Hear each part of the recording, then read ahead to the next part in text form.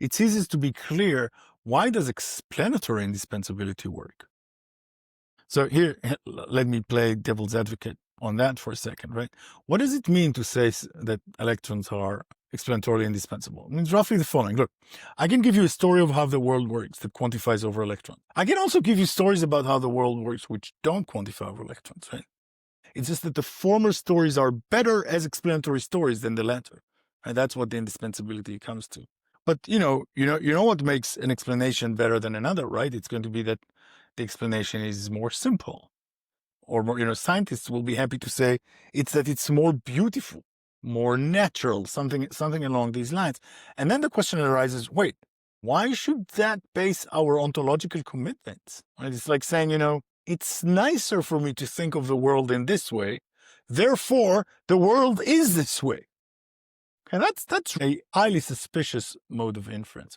And yet we all know and love explanatory indispensability arguments, right? I mean, it's going to be very hard to do without them.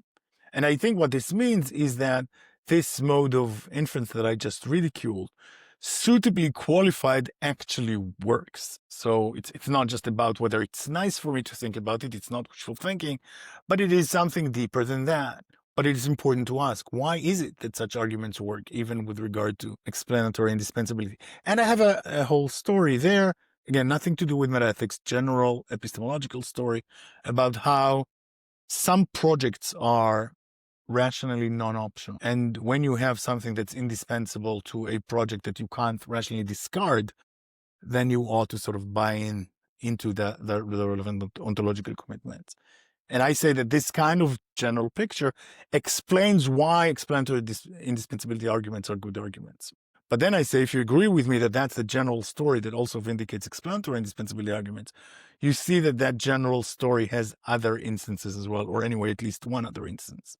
And that's the one about deliberation. So I think that the deliberative project, roughly the project of taking different considerations into account and deciding how to proceed, that project is also rationally non-optional. It's also such that you cannot opt out of in a rational way.